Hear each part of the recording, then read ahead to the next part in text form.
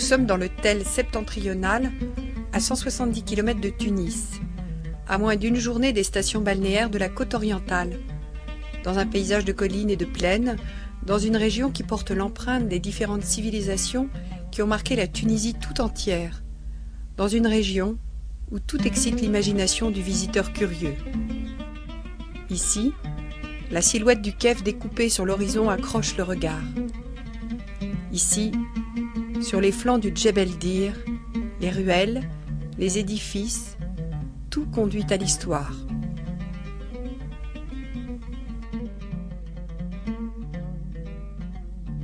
De la pittoresque ville basse, construite autour de l'ancienne source, à la ville haute dominée par la Casbah, les sites archéologiques de l'Antiquité côtoient les monuments arabo-musulmans.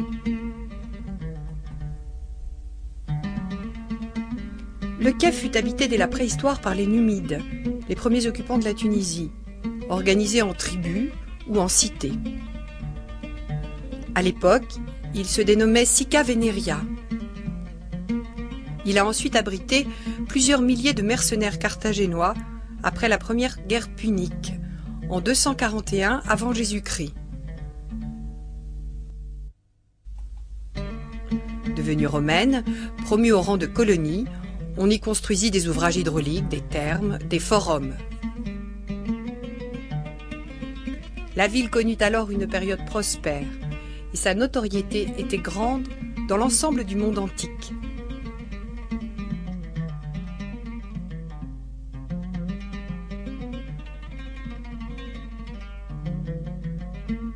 Ruiné par les invasions vandales du 5e siècle après Jésus-Christ, le site fut repris par les Byzantins, dont on retrouve le style architectural dans l'église Saint-Pierre, et dans la basilique, apparentée à la famille des monuments à Auge.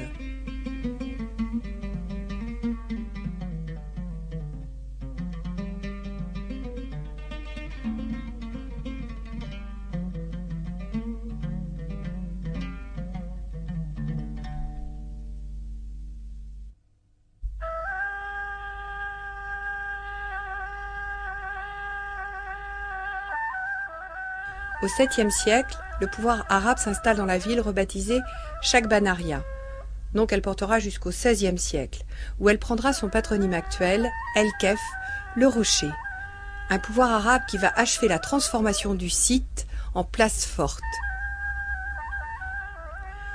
Soumise à de longues périodes de troubles, de disette et d'épidémies, longtemps objet de conflits entre les bey d'Alger et de Tunis, le Kef passera sous le contrôle du bey de Tunis au XVIIIe siècle. Occupée par les troupes françaises en 1881, la ville devint alors chef-lieu administratif important. Elle fut aussi capitale de la partie de la Tunisie non occupée par les troupes de l'Axe pendant la Deuxième Guerre mondiale. Le symbole de cette ville fortifiée reste bien sûr la citadelle. Ce complexe militaire, parmi les plus importants du pays, est composé de 2 forteresses. On date la première du XVIe siècle et la seconde du début du XVIIe. En fait, la citadelle connut maints aménagements jusqu'en 1807.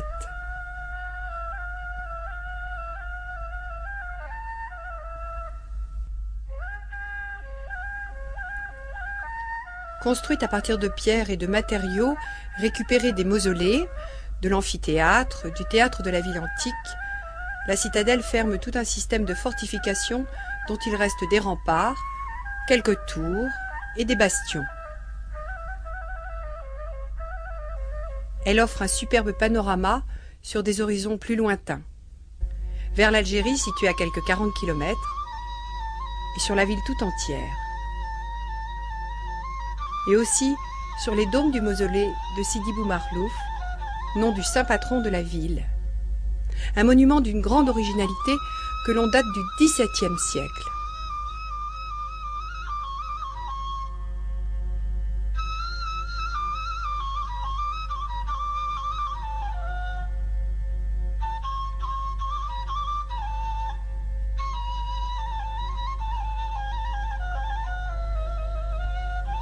De là, les ruelles tortueuses conduisent à la synagogue récemment rénovée, au cœur de l'ancien quartier juif de la Médina.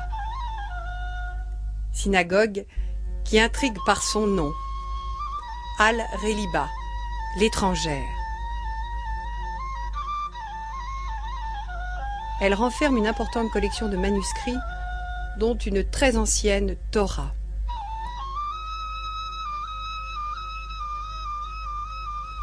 Les tribus de la région ont toujours abrité des Bédouins de confession israélite, et l'origine très ancienne de la communauté juive du Kef est attestée par la présence de stèles funéraires dans le cimetière juif qui jouxte le cimetière chrétien, lui-même non loin du cimetière musulman.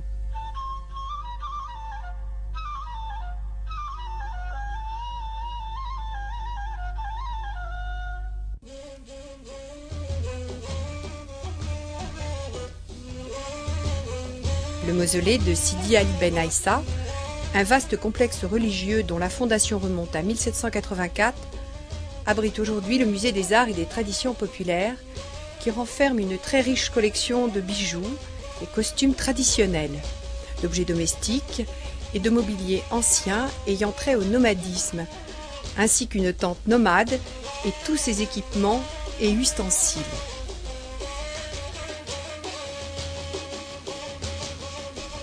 Autant d'objets témoins de la vie passée des hommes et des femmes de cette région du Haut-Tel tunisien, dont les descendants souhaitent conserver le souvenir et la mémoire.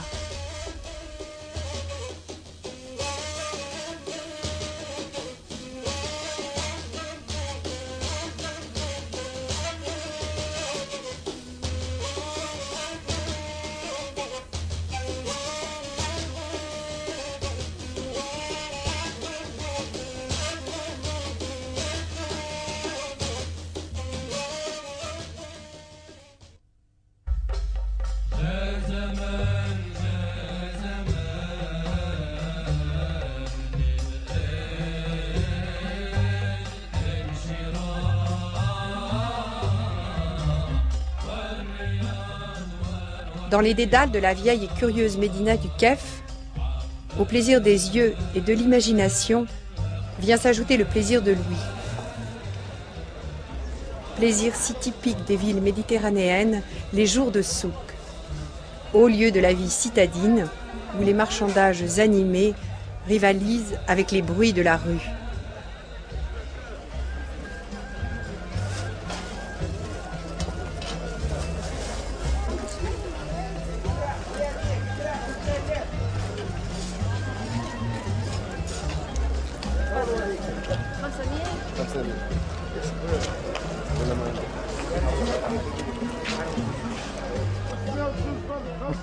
Aujourd'hui encore, de nombreux artisans alimentent les souks de leur fabrication.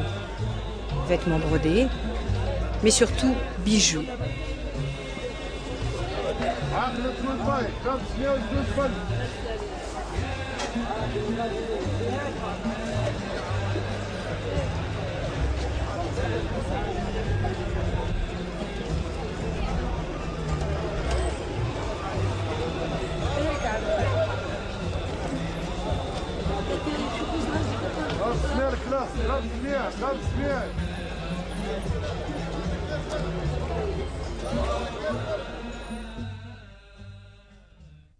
Au-delà du Kef, les routes sont jalonnées de monuments et de sites légués par l'histoire. Touga, bien sûr, la cité antique réputée la mieux conservée de toute la Tunisie.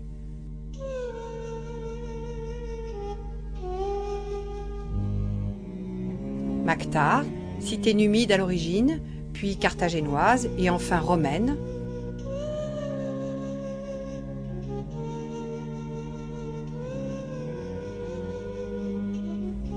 Médéina, l'antique Altiburos, dont toutes les ruines n'ont pas encore été complètement étudiées.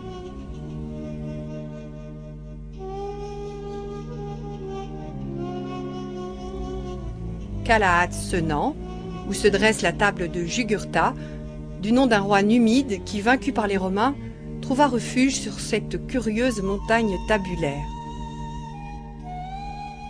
De nos jours, les troupeaux y montent encore plusieurs mois par an.